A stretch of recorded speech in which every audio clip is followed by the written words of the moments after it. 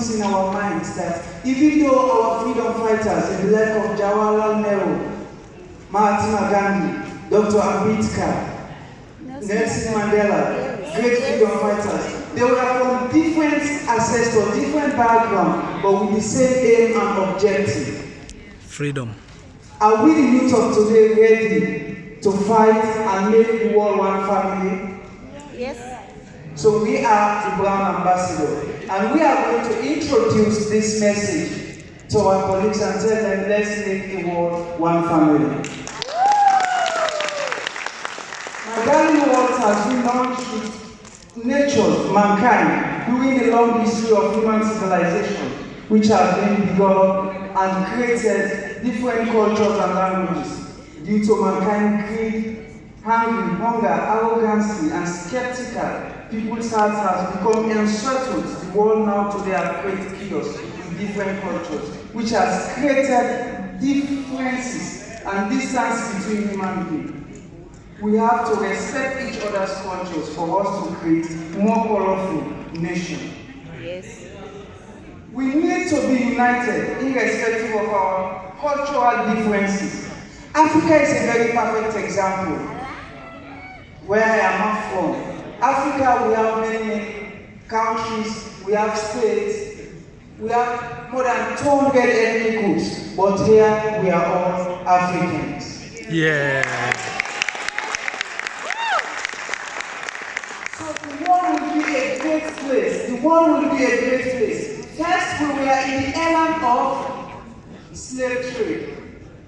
Are you getting it? So in that slave trade, the slave trade now was changed now to, we come now to the era of what? Colonization.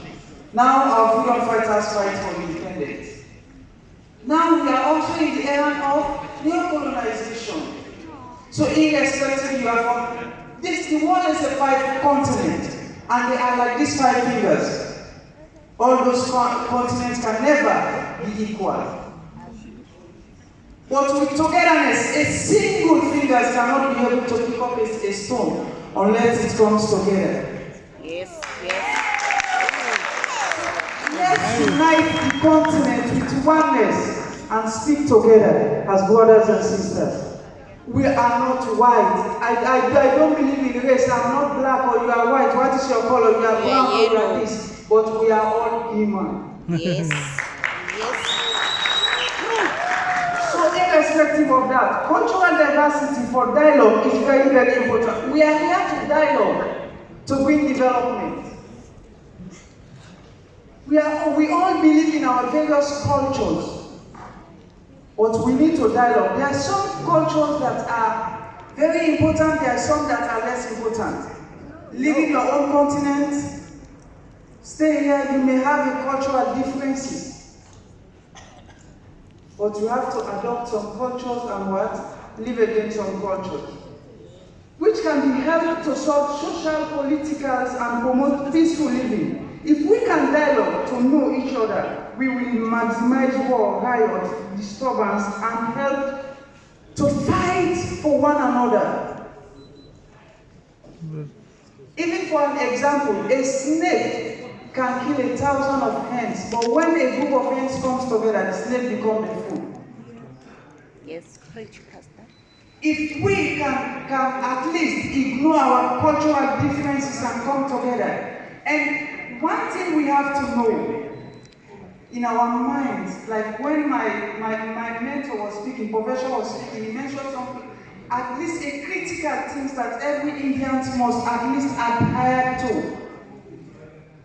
Especially the Indonesian continent, which I do refer to. We are geographically separated but culturally connected. So in this mindset, we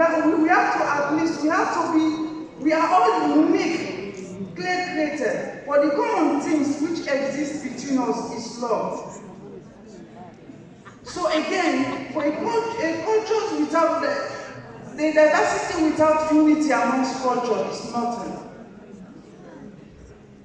And again, we have to look at the society. The government needs to introduce this cultural diversity in our various colleges and universities, so that students will learn each other's culture. So for us to accept each other's and if I'm going to India, what is the culture? What is the negative part of it? How am I going to look at things?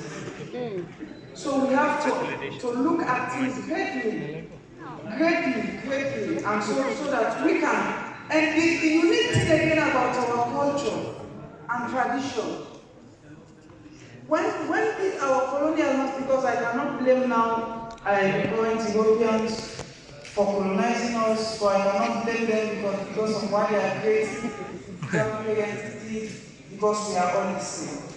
But again, when you look at them, the trick is that when Jawaharlal Nehru, the question came into my mind, which I developed a good system of government. I created a constitution. The question came to my mind, why democracy? Why are freedom fighters are always regarded as a dictator? There comes a question. Why democracy?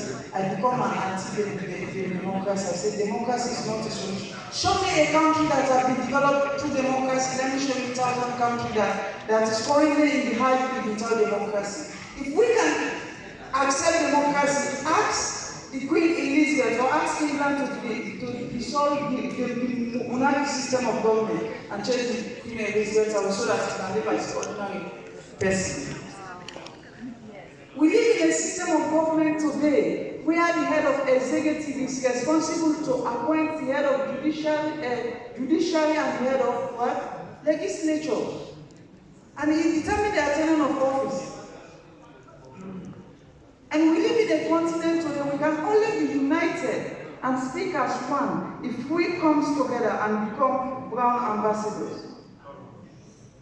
So first, it was finally conclusively, it was we are living in the era of Stone Age. Stone Age, African started it for Indian again when I visit the temple. Thanks very much my boss, this he took me to the temple. I see the powerful things that Indian created out of during the Stone Age.